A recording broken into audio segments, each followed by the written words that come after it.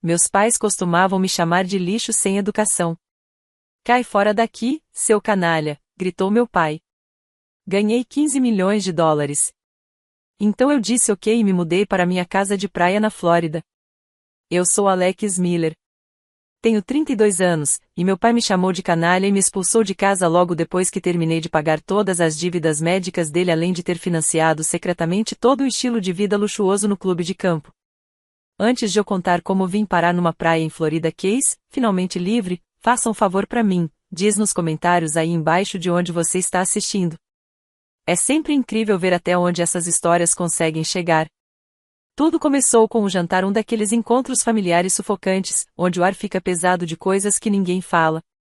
Meu irmão, Daniel, tinha acabado de receber uma pequena promoção no escritório de contabilidade.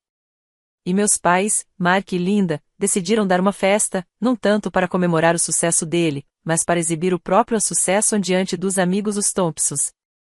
Por um momento, o único som era o tilintar dos talheres contra os pratos de porcelana. Um ritmo tenso e nervoso naquela sala de jantar.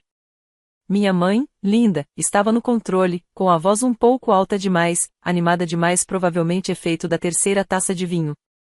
Meu pai, Mark, estava sentado à cabeceira da mesa, com uma expressão neutra e indecifrável. Ele apenas assentia enquanto minha mãe contava histórias, um parceiro silencioso naquele show. Tentei puxar conversa, querendo dar ao Daniel alguns conselhos genuínos sobre como liderar sua nova equipe com base na minha própria experiência gerenciando uma empresa com mais de 100 funcionários. Esse foi o meu erro. O riso da minha mãe cortou o ar agudo, quebradiço. Ah, Alex, não acho que o Daniel precise de dicas de negócios de alguém que deu sorte na internet. O velho e conhecido calor subiu pelo meu pescoço. Mantive minha voz calma. Minha empresa tem previsão de faturamento de 15 milhões de dólares este ano, mãe. Acho que isso vai além de sorte. Foi aí que aconteceu. A máscara no rosto do meu pai não apenas rachou. Ela quebrou de vez. Ele bateu com força na mesa de mogno polido, fazendo os copos pularem. O rosto dele, que eu só conhecia entre leves aprovações ou decepções silenciosas, agora estava contorcido em um rosnado que eu mal reconheci. Chega de fingimento, ele berrou, a voz ecoando num silêncio súbito. Apontou um dedo trêmulo na minha direção. Cai da nossa vida, seu canalha. O mundo pareceu desacelerar. Os rostos dos Thompsons congelaram em puro choque. Daniel encarava o prato, imóvel como uma estátua. Minha mãe ficou brevemente atônita, como se nem ela esperasse por aquilo. Mas eu senti uma estranha e gélida calma me invadir. Um sorriso brotou nos meus lábios. Não era um sorriso feliz. Era um sorriso de libertação. Levantei com cuidado, coloquei o guardanapo sobre a mesa, olhei bem nos olhos do meu pai e disse: certo. Virei para minha esposa, Sara, a única naquela sala que nunca hesitou, e estendi a mão. Ela pegou a minha sem pensar duas vezes, firme e decidida. Saímos daquela sala de jantar. Saímos daquela casa. E quando a porta se fechou atrás de nós, eu soube que não era apenas o fim da festa. Era o fim de tudo que eu conhecia. E eu nunca estive tão pronto para entender por que eu sorri quando meu próprio pai me chamou de canalha. Você precisa entender os 20 anos que vieram antes disso. Precisa entender a moeda da minha família, que nunca foi dinheiro. Era aprovação. E essa era uma moeda da qual eu sempre estive falido. Tudo começou na adolescência. Eu era o garoto que não se encaixava. Enquanto meu irmão mais velho, Daniel, tirava notas altíssimas no SAT e traçava o caminho até seu futuro em um escritório de canto, eu estava na garagem desmontando computadores velhos, tentando criar algo novo a partir das sobras. Eu via o mundo de um jeito diferente. Eu enxergava lacunas, oportunidades, o poder emergente da internet numa época em que a maioria das pessoas da minha idade só usava aquilo para jogar.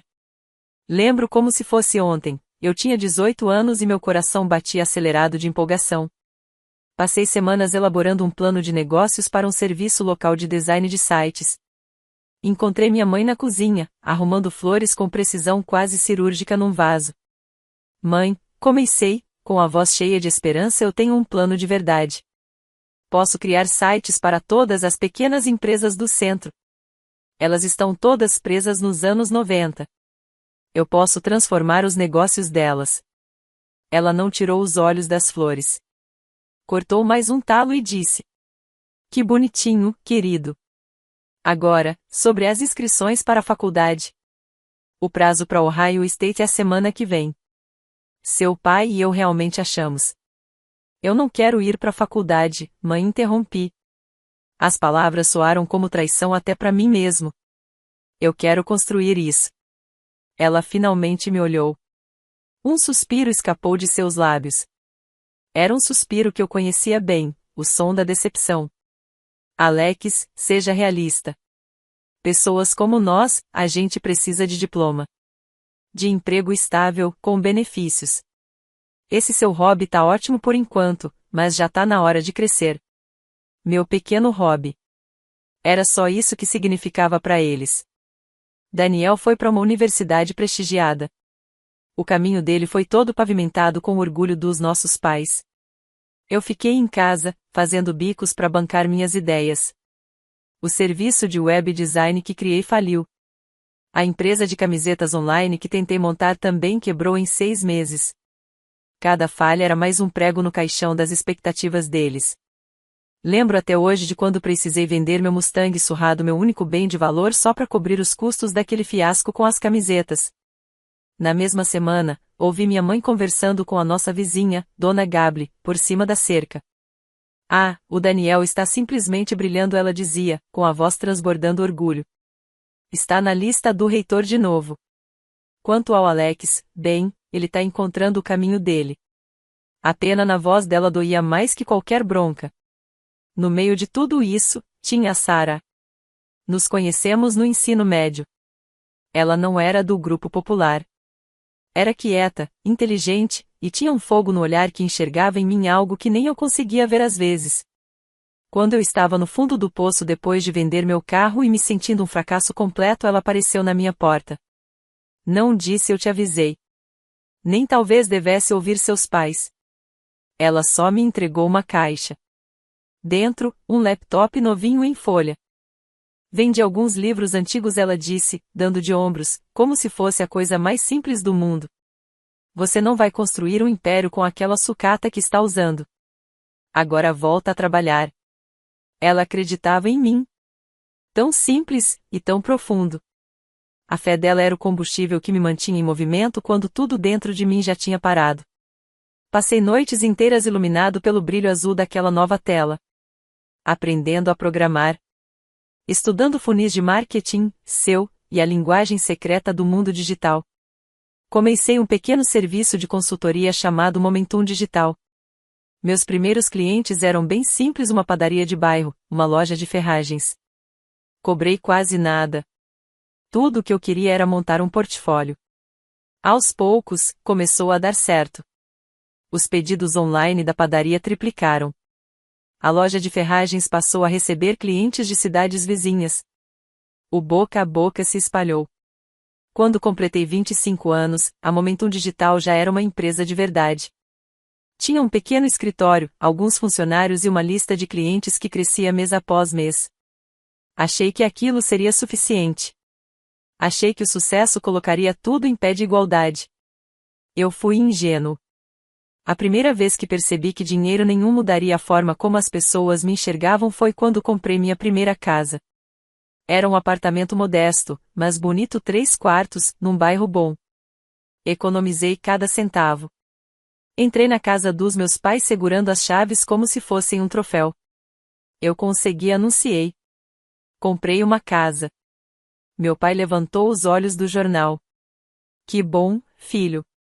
Me avise se precisar de ajuda com a entrada, podemos tentar ajudar. Eu não preciso, interrompi. Talvez de forma um pouco dura demais. Eu paguei tudo. Com o meu dinheiro. A expressão no rosto dele não era de orgulho. Era de confusão. Como se a ideia de eu ter conquistado algo significativo, sem a ajuda deles, fosse dita numa língua que ele não entendia. Linda, minha mãe, foi mais direta. Espero que tenha feito uma boa inspeção. Uma casa é uma responsabilidade grande, Alex. Não é como esses projetinhos de internet que você pode simplesmente abandonar. O abismo entre nós só aumentava. E, Ironicamente, meu sucesso era a pá que cavava ele mais fundo. Alguns anos depois, Daniel terminou o mestrado junto com uma montanha de dívidas estudantis, cerca de 60 mil dólares. Ele vivia reclamando disso, dizendo que essas dívidas estavam sufocando sua vida. Certa noite, estávamos conversando ao telefone e eu simplesmente não consegui ouvir mais. Qual é o total? Perguntei. Qual o valor exato do empréstimo? Ele me contou. No dia seguinte, fui ao banco e paguei tudo. Mandei uma mensagem para ele. Tá resolvido. Vai viver sua vida. Ele me ligou, atônito. Cara. Alex, eu não sei nem o que dizer. Não diz nada, respondi. Você é meu irmão. Mas, no meio da gratidão dele, surgiu uma nota estranha na voz. Caramba, pra você 60 mil não é nada, né? Obrigado. Acho que ganhar dinheiro na internet é fácil mesmo. Lá estava de novo. Aquela alfinetada disfarçada. A implicação de que o meu trabalho não era real. De que meu dinheiro não tinha sido suado, como o trabalho de verdade dele. Foi um presente. E mesmo assim, veio com uma dose de condescendência. Mas nada se comparou ao que aconteceu com meu pai. Um ano depois, ele teve um problema cardíaco repentino. Precisou de uma cirurgia de emergência e uma longa internação no hospital. O plano de saúde cobriu parte. Mas sobrou uma dívida de 75 mil dólares. Meus pais ficaram em pânico, cochichando sobre usar a aposentadoria, vender bens, perder tudo. Eu nem pensei duas vezes. Fui direto ao setor de cobrança do hospital e quitei a dívida inteira no meu cartão de crédito. Depois, disse a eles que tinha sido um erro do seguro, que já estava resolvido. Eles ficaram aliviados. E nunca questionaram muito. Era mais confortável acreditar num golpe de sorte do que aceitar que o filho sem diploma estava salvando a família. Meu sucesso virou a rede de segurança deles. Mas, em vez de nos aproximar, aquilo gerou um ressentimento silencioso. Eles se apoiavam nos frutos do meu trabalho e desprezavam a árvore de onde eles vinham. Eu pagava férias luxuosas, bancava reformas na casa deles. Enquanto minha mãe, nos jantares de família, fazia elogios enviesados. É maravilhoso que o Alex possa nos proporcionar isso, dizia aos parentes, com um sorriso forçado. Trabalha tanto naquele computadorzinho dele. A peça final desse quebra-cabeça, o que nos levou àquela noite desastrosa do jantar, foi o clube de campo. Minha mãe sempre sonhou em fazer parte do Vestoater Country Club, o auge do status social na nossa cidade. Um dia, ouvi meu pai ao telefone, reclamando que as mensalidades estavam caras demais para eles naquele momento. Então, fiz tudo em segredo. Entrei em contato com o clube, paguei a anuidade de 15 mil dólares e pedi que enviassem o pacote de boas-vindas para os meus pais como se fosse um presente anônimo de um amigo. Linda ficou nas nuvens. Passou o ano inteiro falando disso, dos torneios de golfe, dos brunches de domingo, das pessoas influentes que estava conhecendo. Ela usava a filiação como se fosse um troféu, uma prova do lugar de direito dela e do meu pai na sociedade. E não fazia ideia de que era o filho indesejado quem estava pagando tudo. Guardei isso pra mim. Sorria mesmo diante dos comentários ácidos, bancava as despesas, e alimentava a esperança secreta de que um dia, eles me enxergassem. Não o meu dinheiro, mas eu. Alex. O filho deles. De volta ao carro, acelerando para longe da casa dos meus pais, o silêncio pesava. Carregava o peso de anos de rejeição contida. Sara estendeu a mão e a pousou no meu joelho. Você tá bem? Ela sussurrou. Olhei para ela, as luzes da rua dançando em seu rosto preocupado. E, pela primeira vez, senti o peso sair do meu peito. Agora respondi. Acho que finalmente parei de tentar. Tá na hora de parar. E eu sabia, lá no fundo, que aquilo não era um fim. Era o começo. Os meses seguintes à minha decisão de me afastar foram uma mistura estranha de libertação e tensão acumulada. No trabalho, a Momentum Digital estava no auge. Fechamos um contrato histórico com uma agência nacional de atletismo superando 3 agências tradicionais de Nova York. Nossa abordagem, focada em campanhas autênticas, com histórias reais, em vez de anúncios frios e corporativos, estava conquistando o mercado. Éramos os azarões que estavam mudando o jogo. Meu rosto saiu na capa de uma revista de negócios. Minha renda não apenas superava a do meu pai, ela ofuscava a dele. Esse sucesso deveria ter sido motivo de orgulho para minha família. Mas virou combustível para conflitos ainda maiores. Era como jogar gasolina num incêndio que eu passara anos tentando apagar. A minha generosidade, que eu pensava ser uma ponte, estava virando uma arma contra mim. Depois que paguei a cirurgia do meu pai, esperei alguma mudança. Um momento de gratidão, talvez. O que recebi foi um tipo diferente de silêncio mais pesado. Aquele tipo de silêncio que vem de alguém que sente que te deve algo que nunca poderá retribuir, e te ressente por isso. As manipulações sutis ficaram mais frequentes. E muitas vinham por meio da minha tia Karen, irmã mais nova da minha mãe. Karen tinha um talento especial para servir veneno com um sorriso doce. Ela ligava para minha mãe sempre que via alguma notícia sobre minha empresa. Sua voz era uma mistura de empolgação forçada e malícia velada. Lembro de quando minha mãe me ligou uma tarde. Sua voz estava firme. Sua tia Karen ligou, ela disse, sem nem disfarçar. Viu aquele artigo sobre você na Digital Marketer Monthly. Disse que não consegue entender como você faz tudo isso sem um diploma. Ela acha simplesmente incrível. Dava para ouvir as palavras que ela não dizia. Incrível no sentido de improvável. Acidental. Quase vergonhoso. Diga a Karen que eu agradeço, respondi, com a voz seca. Isso nos coloca numa situação desconfortável, Alex, minha mãe continuou, com o tom subindo. Todos os nossos amigos, os filhos deles têm doutorado. São médicos, advogados. E a gente tem que explicar o que é que você faz nesse computador o dia inteiro. Eu administro uma empresa multimilionária, mãe. É isso que eu faço. Não use esse tom comigo. Ela explodiu. E a conversa terminou como sempre.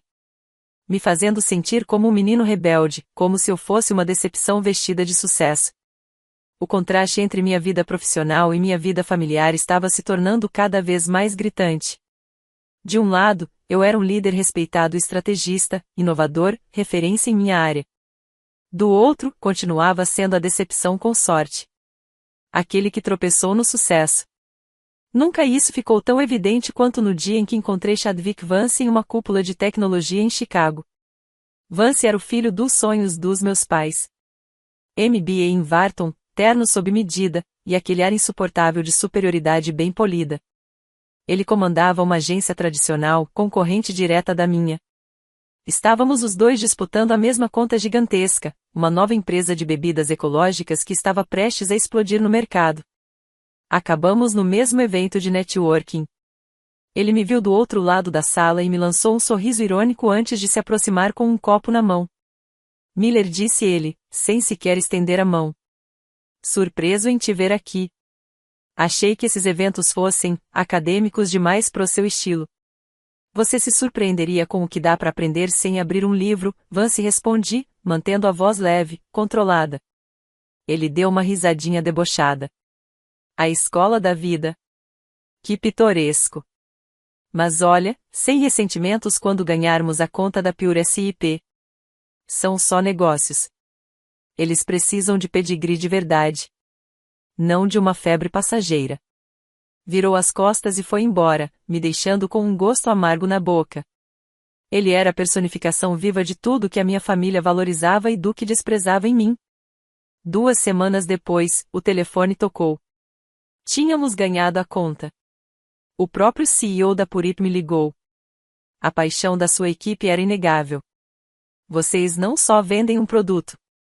Vocês contam uma história. Os outros só mostraram planilhas. Desliguei. E fui invadido por uma onda de validação pura, real, inegável. Aquela vitória era minha. Não tinha nada a ver com minha família. Era a prova de que meu caminho, o que eu escolhi trilhar sozinho, tinha valor. Valor real, mensurável. Enquanto isso, meu irmão Daniel estava em apuros. O emprego a seguro dele no escritório de contabilidade era, na verdade, uma panela de pressão. Exigia demais, reconhecia de menos, e o mantinha sempre à margem das promoções. Ele nunca admitiu diretamente, mas eu ouvia nas entrelinhas das nossas conversas curtas e desconfortáveis. Um dia, Sarah veio até mim com um semblante tenso. Conversei com a esposa do Daniel, ela disse, séria. Ela contou que ele está péssimo. O chefe dele é um inferno, e ele sente como se tivesse batido no muro. Senti uma fisgada no peito. Apesar de tudo, ele ainda era meu irmão. Pensei sobre aquilo por um dia. Então, peguei o telefone. Tinha um antigo cliente que fazia parte do conselho de uma firma de contabilidade rival, muito melhor. Não pedi favor direto. Só plantei a ideia. Falei sobre o Daniel com sinceridade, sua ética, sua lealdade, seu potencial mal aproveitado. Plantei uma semente. Um mês depois, ele me ligou. Sua voz tinha uma energia que eu não ouvia há anos. Você não vai acreditar. Fui chamado para uma posição sênior na Grant Endlell. É um salto enorme. Sorri. Cara, isso é incrível. Fico muito feliz por você. Pois é, uma loucura. Me ligaram do nada. Acho que meu esforço finalmente está sendo reconhecido. Eu nunca disse que tinha sido eu. Era melhor assim. Deixei que ele tivesse a vitória dele limpa. Foi essa promoção que levou minha mãe a organizar um jantar de comemoração. A ironia me atingiu como um soco no estômago. Uma festa para celebrar um sucesso que eu tinha arquitetado em silêncio, dentro de uma casa cujos confortos eram sustentados por minha carreira sem prestígio. Sarah viu o convite e franziu a testa. Tem certeza que quer ir, Alex? Você sabe como essas noites acabam. Hesitei. Tudo em mim dizia para ficar longe, para proteger a frágil paz que eu estava tentando construir dentro de mim. Mas uma parte pequena teimosa, infantil ainda ansiava pela aprovação que eu sabia que nunca viria. Talvez, dessa vez, fosse diferente. Talvez, com o sucesso do Daniel, a competição silenciosa entre nós acabasse. Talvez pudéssemos, finalmente, ser apenas uma família. Eu preciso ir, disse a ela, com a voz mais firme do que eu sentia. É pelo Daniel. Eu preciso. Foi uma decisão movida por uma esperança que eu já devia ter enterrado. Mas fui assim mesmo. De peito aberto, caminhando direto pro olho do furacão. O caminho até a casa dos meus pais foi tranquilo. O sol se punha devagar, tingindo o céu de Ohio com tons quentes de laranja e roxo. Uma cena linda, serena e totalmente mentirosa. Ao meu lado, Sarah estava tensa. Ela não parava de me olhar, a testa marcada por linhas de preocupação. Não precisamos ficar muito tempo, disse ela baixinho, quebrando o silêncio.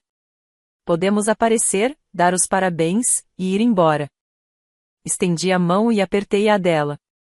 Vai ficar tudo bem. Estava tentando convencer a mim mesmo tanto quanto a ela. No instante em que cruzamos a porta, o peso familiar caiu sobre meus ombros com força. A casa estava impregnada com o cheiro de frango assado e o perfume caro da minha mãe. Os Thompson já estavam na sala, conversando com meu pai. Minha mãe surgiu rapidamente, beijando o ar ao lado do meu rosto. Alex, Sarah, que bom que vieram. O Daniel está abrindo o presente que demos a ele. Ela nos guiou em direção à sala de jantar com aquele entusiasmo ensaiado. O ambiente estava saturado de cordialidade forçada. Observei meu pai, Mark. Ele era um mestre em evitar olhares. Seus olhos passavam por mim como se eu fosse uma mobília. Conversava comigo, mas sempre sobre coisas seguras: o tempo, esportes, trânsito, tudo que evitasse minha vida, meu trabalho, meu sucesso. Era uma exclusão calculada. Ali, eu era um hóspede. Mas não um bem-vindo. Eu era a verdade incômoda que todos fingiam não ver. A tensão começou a subir pouco antes do jantar. Estava perto da lareira quando ouvi minha mãe falando com a senhora Thompson num tom conspiratório. Os brunches no Vestuater são simplesmente divinos. Linda estava dizendo. Mark e eu temos conhecido pessoas fascinantes, o CEO daquela fábrica enorme, um senador estadual. É outro nível de gente, sabe? A senhora Thompson assentia com os olhos arregalados. Senti meu maxilar endurecer. Aquela gente de outro nível estava sendo sustentada com o meu dinheiro. O palco social onde minha mãe desfilava superioridade era financiado pela carreira que ela se recusava a respeitar. A hipocrisia era sufocante.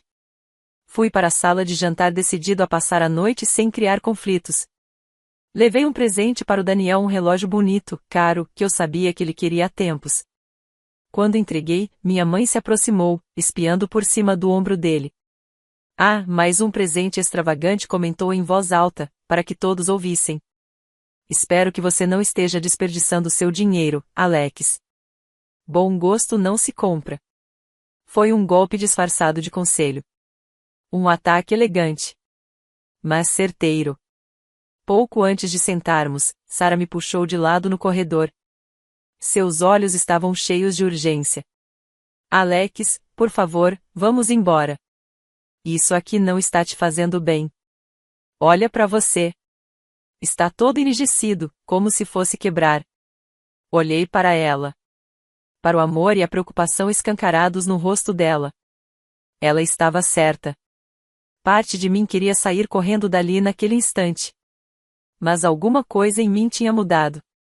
Anos de frustração engolida tinham se cristalizado em outra coisa. Resolução. Eu não estava mais ali esperando que algo fosse diferente. Estava ali buscando um fim. Eu sei, disse em voz baixa, mas firme. Mas eu preciso que eles digam, Sarah. Preciso ouvir da boca deles. Chega de insinuações. Chega de joguinhos. Preciso que digam o que pensam. Em voz alta. Preciso que isso acabe de verdade. Ela me encarou, procurando algo no meu rosto. E o que quer que tenha visto ali a fez assentir lentamente. Ela entendeu. Aquilo não era sobre vencer uma discussão. Era sobre encerrar uma guerra. Nos sentamos à mesa. A conversa fluía ao meu redor como um rio do qual eu não fazia mais parte. Mark falou sobre o último jogo de golfe. Linda comentou sobre um evento beneficente. Daniel descreveu suas novas funções no trabalho. Eu observava todos eles como um antropólogo estudando uma tribo desconhecida. Minha própria família. E então, senti as nuvens pesadas se formando. A pressão do ar diminuindo. A tempestade estava prestes a começar. Eu podia ver o relâmpago brilhando nos olhos da minha mãe toda vez que ela me olhava. Podia sentir o trovão grave do ressentimento do meu pai sob aquela fachada calma. A tempestade estava se aproximando. E, pela primeira vez na vida, eu não estava com medo. Eu estava pronto para enfrentar a chuva. O prato principal foi servido e, com ele, o prato principal da noite, o confronto. Tudo começou como sempre começa, com uma pergunta aparentemente inofensiva. O Sr. Thompson, bem intencionado, mas completamente alheio ao clima, virou-se para mim. Então, Alex, o Mark nos contou que sua empresa de internet está indo muito bem. Deve ser empolgante, né? Antes que eu pudesse abrir a boca, minha mãe se adiantou. Deve consumir bastante tempo, disse ela, enxugando os lábios com um guardanapo de linho. Alex passa o dia inteiro naquele computadorzinho dele. Ignorei a provocação. Virei-me para Daniel, tentando retomar o controle da conversa. E a nova função? Perguntei. Você vai gerenciar uma equipe de 12 pessoas, certo? Meu conselho, se vale alguma coisa, é fazer reuniões individuais logo na primeira semana. Isso constrói confiança mais rápido que qualquer outra coisa. O som do garfo da minha mãe batendo no prato foi um estalo seco. Alex, por favor, disse ela, com um sorriso congelado. Tenho certeza de que o Grant e o Léo têm um departamento de RH muito competente. O Daniel não precisa de conselhos de gestão vindos de alguém que nunca teve um emprego corporativo de verdade. Silêncio. Era isso. O primeiro gole do veneno. Bebi um pouco d'água, devagar. Minha voz saiu calma, mas firme. Eu gerencio 120 funcionários, mãe. Temos um andar inteiro em um dos maiores prédios comerciais de Columbus. É um trabalho de verdade. Os tempos de engolir insultos tinham acabado. Ah, lá vem ele, suspirou ela, revirando os olhos na direção da Linda Thompson.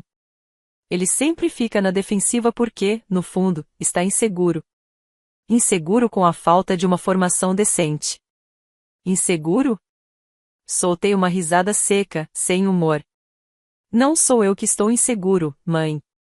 Fui eu quem pagou os $60.000 da dívida estudantil do Daniel, por essa educação que você tanto preza.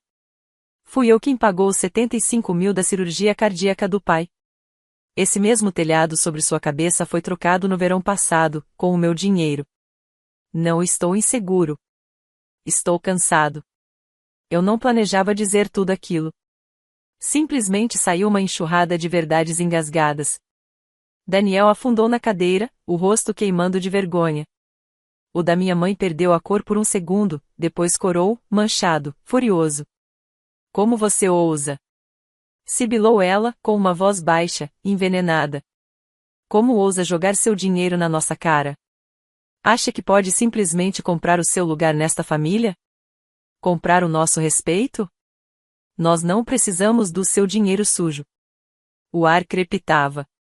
E ali, naquele momento, vendo a fúria genuína no rosto dela, algo em mim simplesmente se alinhou. Todos os anos tentando, sonhando, me dobrando para caber no molde que nunca foi meu evaporaram. O que restou foi uma clareza fria e definitiva. Recostei-me na cadeira. Um sorriso lento e sincero surgiu no meu rosto. O sorriso de um homem que acabou de receber a chave da própria cela. Sério, mãe? Falei, minha voz macia, perigosa. Você não precisa do meu dinheiro sujo? Sustentei o olhar dela. Então acho que amanhã vou ligar pro Westwater Country Club e cancelar a assinatura que venho pagando, em segredo, nos últimos 2 anos. Você poderia ouvir um alfinete cair. O suspiro da senhora Thompson ecoou como um tiro no meio do silêncio. Ela e o marido se entreolharam, os olhos arregalados de choque. Os dois se afastaram levemente da mesa, as cadeiras deslizando alguns centímetros para longe dos meus pais, como se temessem ser contaminados pela vergonha. Eles já não eram apenas espectadores. Agora eram o júri. E o veredito estava dado. A boca da minha mãe se abriu, depois se fechou, como a de um peixe fora d'água. Nada saiu. Todo o status social dela, a base de quem ela acreditava ser, havia sido destruído ali mesmo, diante dos amigos. Ela olhou para mim. Mas não havia mais raiva nos olhos dela. Havia algo pior. Pânico. Voltei meu olhar para o meu pai. Ele tinha permanecido calado durante toda a cena. Sentado como uma tempestade comprimida na cabeceira da mesa. Eu esperei que ele tentasse contornar a situação. Que fizesse o papel de pacificador, como tantas vezes fingiu ser. Eu estava errado. A vergonha de ser exposto, de ter sua vida confortável revelada como uma obra de caridade bancada pelo filho que ele secretamente desprezava, era demais para ele suportar. A máscara plácida não apenas rachou. Ela se desfez, destruída por uma fúria vulcânica. Ele se levantou de um pulo, a cadeira raspando com violência no chão de madeira. Seu rosto estava roxeado, uma veia pulsava nas têmporas. Mas ele não olhou para minha mãe. Não olhou para os Thompsons. Seus olhos queimavam, presos em mim, carregando o peso de uma vida inteira de ressentimentos. E então ele apontou um dedo trêmulo, todo o corpo sacudindo de raiva. Já chega dessa encenação, ele rugiu. A voz dele era algo bruto, feio, preenchendo todos os cantos da sala. O grito de um homem orgulhoso que finalmente explodiu. Saia da nossa vida, seu canalha. As palavras ficaram pairando no ar. Baixas. Cruéis. Finais. A palavra exata. Aquela que ele sabia que cortaria mais fundo. Um resumo claro de tudo o que ele sempre pensou de mim, agora exposto na frente de todos. Mas eu não vacilei. Não respondi. Apenas assenti, devagar. Esse era o momento que eu esperava. A cena que Sarah e eu já havíamos previsto. A verdade, nua e irreversível. Levantei-me com calma e deixei o guardanapo dobrado ao lado do prato intocado. Olhei para meu pai, aquele estranho com o rosto contorcido de ódio. Certo, disse eu, com a exata entonação que imaginei 1000 vezes antes. A palavra saiu baixa. Mas foi a coisa mais alta que eu já disse na vida. Estendi a mão para Sarah. Ela já estava de pé. Seus olhos brilhavam com um fogo protetor. Ela segurou minha mão com firmeza, uma âncora em meio ao caos.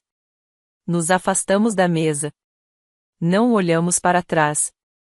Não precisávamos. A imagem ficou gravada para sempre em minha memória. Minha mãe paralisada, em um horror mudo. Daniel olhando para as próprias mãos, como se elas guardassem alguma resposta. Os Thompsons, claramente desejando estar em qualquer outro lugar. E meu pai, ainda de pé. Tremendo. Um rei que havia destruído o próprio reino. Quando chegamos à porta da frente, minha mãe finalmente encontrou sua voz. Você está colocando todo mundo contra nós. Ela gritou da sala de jantar. Isso tudo é culpa sua. Parei com a mão na maçaneta. Virei levemente o rosto para o corredor vazio. Não, mãe. Isso tudo é culpa sua. Então saímos. Para o ar fresco da noite. Deixando para trás os destroços da nossa família. A porta se fechou com um clique suave. E, pela primeira vez, eu senti o gosto doce, forte e embriagante da liberdade. O caminho de volta para casa foi um borrão de luzes da rua e silêncio. O carro era um santuário. Uma bolha de paz que nos protegia da radiação emocional que tínhamos deixado para trás. Sarah dirigia em silêncio, os nós dos dedos brancos de tensão no volante. Eu olhava pela janela do passageiro, vendo os subúrbios familiares de Ohio passarem como cenas da vida de outra pessoa. Era para eu estar arrasado. Era para eu estar furioso. De coração partido. Mas, acima de tudo, eu sentia uma paz inquietante. A guerra tinha acabado. Eu não tinha vencido, pelo menos não da forma tradicional. Mas eu sobrevivi. Saí do campo de batalha sangrando, sim. Mas inteiro. E eles ficaram lá, entre os escombros. Quando chegamos em casa, o silêncio entrou conosco. Andamos pela casa, minha casa. A casa que eu comprei. Com coisas que eu conquistei. E, de repente, ela parecia diferente. Parecia minha de um jeito que nunca tinha parecido antes. Não era mais um lugar que eu precisava justificar. Era apenas lar. Sarah quebrou o silêncio. E agora? Sua voz era suave no ar quieto da sala. Virei-me para ela. Flórida, eu disse. Não era uma sugestão. Era uma decisão. Tínhamos uma casinha na praia, nos Keys. Um lugar que compramos para férias. Uma fuga, até então. Agora, um refúgio. Vamos para a Flórida. Por um tempo. Talvez, para sempre. Ela sentiu, com um sorriso triste e lento nos lábios. Vou fazer as malas. Os dias seguintes foram uma verdadeira aula sobre como funcionam dinâmicas familiares tóxicas. A primeira ligação veio 2 dias depois do jantar. Era minha mãe. Ao ver o nome dela na tela, meu estômago se revirou. Um reflexo antigo. Deixei cair na caixa postal. A mensagem dela era um amontoado choroso e incoerente. Não era um pedido de desculpas. Era uma acusação. Eu não acredito no que você fez com essa família, Alex. A voz dela falhava, embargada de autopiedade. Os Thompsons nem retornam minhas ligações. Você nos humilhou. Humilhou seu pai. Depois de tudo que fizemos por você, é sua obrigação consertar isso. Apaguei a mensagem. Era uma língua que eu já não falava mais. No dia seguinte, meu pai ligou. Quase não atendi, mas uma parte de mim queria ou talvez precisasse ouvir o que ele tinha a dizer. Alex começou, a voz rouca, sem a raiva da noite anterior, mas agora atingida de uma autoridade fria e impaciente. Sem oi, tudo bem? Sem como vai, filho? Sua mãe está um caco, ele disse, como se isso fosse responsabilidade minha. Você precisa ligar para ela. E também para os Thompsons. Se explicar. Isso já passou dos limites. Você precisa resolver isso. A audácia. A completa falta de noção era absurda. Eles me expulsaram. Me chamaram de canalha. E agora esperavam que eu limpasse a bagunça. Foi ali que a última corrente se quebrou. Não, eu disse. A palavra era pequena, mas carregava um peso imenso. Houve um silêncio atordoado do outro lado da linha. O que você disse? Eu disse não repetir, minha voz mais firme agora. Eu não vou consertar isso. Essa bagunça é de vocês. Você e a mamãe que precisam resolver. Eu terminei. Cansei de tentar. Cansei de pagar. Cansei de ser o saco de pancadas emocional da família. E acrescentei: não me ligue novamente até estar pronto para ter uma conversa de verdade e que comece com um pedido de desculpa sincero. De vocês dois? Eu ouvi gaguejar, mas não esperei para saber o que ele ia dizer. Adeus, pai. Desliguei. E então fiz algo que devia ter feito anos atrás. Bloqueei o número dele. Depois, bloqueei o da minha mãe. O silêncio que se seguiu foi feliz. Era o som da minha vida. Sem interrupções. Sarah e eu compramos passagem só de ida para a Flórida. Empacotamos o que precisávamos, organizamos o envio do resto, e avisamos apenas nossos amigos mais próximos. Não houve grandes anúncios. A gente simplesmente foi. Já no portão de embarque, meu celular vibrou. Número desconhecido. Quase ignorei, mas algo me fez atender. Alô, Alex. Sou eu. Era o Daniel. A voz baixa, hesitante. Eu só queria dizer que, sinto muito. Esperei. Não sabia o que responder. Desculpa por não ter falado nada, continuou, a voz embargada. No jantar, eu congelei. Mas o que eles fizeram, o que o pai disse, foi errado. Eu sei que você fez muito por nós, por mim. E sinto muito por ter sido um idiota sobre isso. Foi a coisa mais honesta que ele já me disse. Não era um pedido de desculpas perfeito. Mas era um começo. Uma fresta de luz atravessando a escuridão. Obrigado, Daniel, respondi. Falo sério. Isso significa muito. Onde você tá? Ele perguntou. Indo pro avião, disse, olhando pela janela do terminal para o céu azul claro. Indo para um lugar quente. Te ligo quando chegar. Desligamos. E, enquanto o avião decolava, deixando para trás a paisagem cinzenta de Ohio, senti o último peso se dissolver. Eu estava voando em direção ao sol. Em direção a uma nova vida. Uma vida que eu construiria nos meus próprios termos. A tempestade havia passado. Agora era hora de ver o que surgiria no tranquilo rescaldo. 6 meses se passaram. 6 meses de sol, maresia e um silêncio abençoado. A Flórida não era só um lugar. Era um estado de espírito. O peso sufocante das expectativas da minha família. Uma névoa que eu nem sabia que estava lá havia finalmente se dissipado. Eu podia respirar. Sarah e eu encontramos nosso ritmo.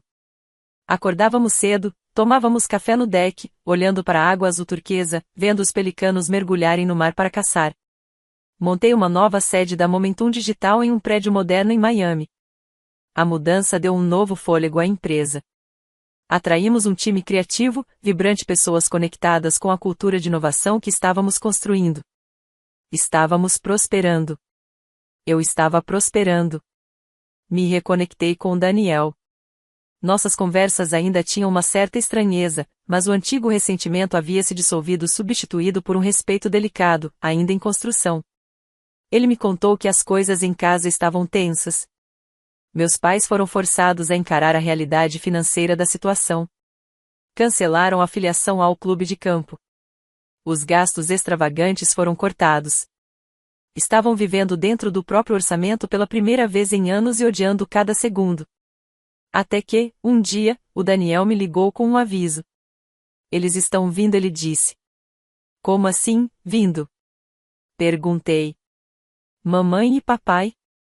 Estão voando para a Flórida na semana que vem. Disseram que querem conversar. Eles não têm meu número. Nem meu endereço, falei, sentindo um frio desconfortável crescer no estômago. Eles conseguiram o endereço comigo, ele admitiu, a voz carregada de arrependimento. Alex, me desculpa. A mamãe chorava, o papai, eu não sei. Parecia velho. Eles juraram que só queriam consertar as coisas. Fiquei com raiva por um segundo. Depois, suspirei. Eu entendi. A maquinaria da culpa parental é uma força poderosa. Tudo bem, Daniel. Deixa eles virem. Uma semana depois, eles chegaram. Mas, no dia em que estavam programados para pousar, algo aconteceu. Algo que mudaria toda a dinâmica da visita antes mesmo de começar. Eu estava almoçando em um restaurante à beira-mar, em um almoço importante com um cliente de peso, o Sr. Peterson, CEO de uma rede nacional de hotéis com quem estávamos negociando. Ele devia estar na casa dos 60. Um titã da indústria. Aquele tipo de homem que impõe respeito só de entrar no ambiente. Estava me contando sobre seu começo de como construiu um império a partir de um único motel de beira de estrada. Quem não construiu algo do zero nunca vai entender, disse, gesticulando com o garfo. Eles veem o sucesso, mas não veem as noites em claro. Os riscos. A solidão. Não respeitam a garra. Fez uma pausa, ergueu o copo. Mas eu respeito. A garra. Brindamos. Houve um entendimento silencioso entre nós, um momento de respeito verdadeiro, vindo de um homem que era tudo o que meu pai apenas fingia ser. E foi então que olhei em direção à recepção. E os vi. Mark e Linda. Meus pais. Parados ali, desajeitados, recém-chegados. Devem ter vindo direto do aeroporto. Me viram. Me viram rindo, brindando, absolutamente à vontade diante de um homem como o Sr. Peterson. Me viram no meu novo mundo. Um mundo onde eu não precisava deles. Onde eu não era o pedinte, o decepcionante, o ingrato. Ali, eu tinha o poder. Tiveram que esperar. A recepcionista, alheia ao drama familiar, informou que haveria uma espera de 15 minutos por uma mesa. Vi os ombros do meu pai caírem ligeiramente. Vi o rosto da minha mãe se contrair, um reflexo da velha indignação lutando contra algo novo, a impotência. O equilíbrio tinha mudado. Não porque eu tivesse planejado. Mas porque eu havia construído uma vida tão distante da órbita deles, que eles já não exerciam nenhuma gravidade sobre mim. Quando finalmente chegaram à minha casa naquela noite, a tensão era palpável. A própria casa com suas linhas modernas, espaços amplos, a sala integrada e a vista deslumbrante do oceano era evidência inegável de um sucesso que eles não podiam mais minimizar. Meu pai estava calado. Contido. Minha mãe tentava sustentar a pose matriarcal, mas era frágil. Sarah foi educada, porém distante, uma guardiã elegante e impenetrável da vida nova que havíamos construído. Mais tarde, enquanto eu conversava com meu pai no deck, minha mãe teve um momento a sós com Sarah, na cozinha. Só fui descobrir o que aconteceu ali algum tempo depois. Sarah lhe ofereceu uma taça de vinho. Linda aceitou, com as mãos levemente trêmulas. Olhou ao redor da cozinha moderna e espaçosa. É uma casa linda, Sarah, disse ela, quase num sussurro. Obrigada, Linda. O Alex trabalhou muito para isso. Linda ficou em silêncio por um longo tempo, encarando a água que começava a escurecer com o entardecer. Então, disse algo que deixou Sarah em silêncio. Eu quis abrir uma floricultura, uma vez confessou, com um olhar distante. Muitos anos atrás, antes do Daniel nascer.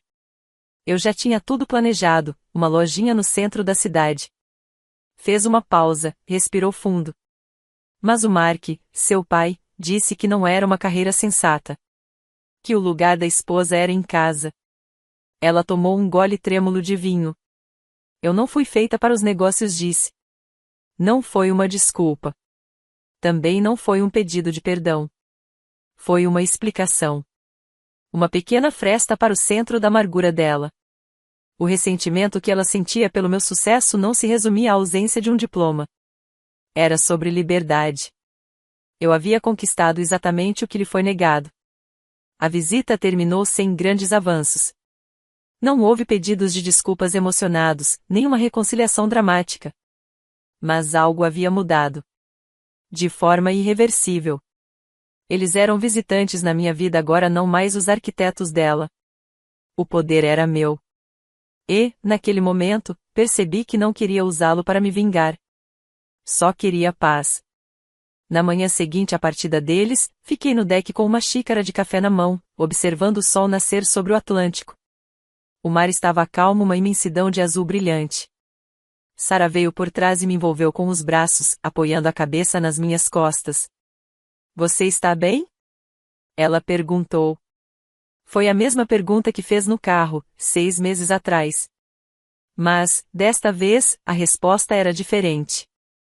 Não era só uma aceitação resignada. Era uma certeza tranquila e profunda. Estou melhor do que bem, respondi, encostando nela. Estou em paz. A conversa com meus pais tinha sido forçada, e em muitos pontos frustrante. Meu pai conseguiu ser grosseiro. Talvez eu também tenha sido duro. Minha mãe disse apenas: sentimos sua falta. E aquilo foi o máximo que conseguiram dar. Mas eu sabia, era o suficiente. Nosso relacionamento nunca seria o que eu, por tanto tempo, quis desesperadamente que fosse. Seria uma relação de limites bem definidos, de expectativas controladas, de amor à distância, uma distância segura. E estava tudo bem. Eu não precisava mais da aprovação deles. Da validação que por tanto tempo busquei. Porque finalmente a encontrei, mas não neles. Encontrei no respeito dos meus colegas, como o Sr. Peterson. Na lealdade da minha equipe brilhante. No amor firme e incondicional da minha esposa. E, o mais importante, encontrei em mim mesmo. Encarei o abismo do julgamento da minha família e escolhi me afastar. Escolhi me definir nos meus próprios termos. Olhei para o oceano sem fim. Durante anos, achei que riqueza era um número numa conta bancária. Algo que eu precisava aumentar constantemente para provar meu valor. Acreditei que 15 milhões de dólares seria uma armadura capaz de me proteger das palavras deles. Mas eu estava enganado. As palavras ainda machucavam, até o dia em que eu decidi que não podiam mais. A verdadeira riqueza não era o dinheiro, nem a casa, nem a empresa. A verdadeira riqueza era aquela manhã silenciosa. Os braços de Sarah ao meu redor. A liberdade de ser quem eu escolhi ser. A percepção de que meu valor não vinha do orgulho do meu pai, nem dos sonhos frustrados da minha mãe. Meu valor era meu. Simplesmente meu.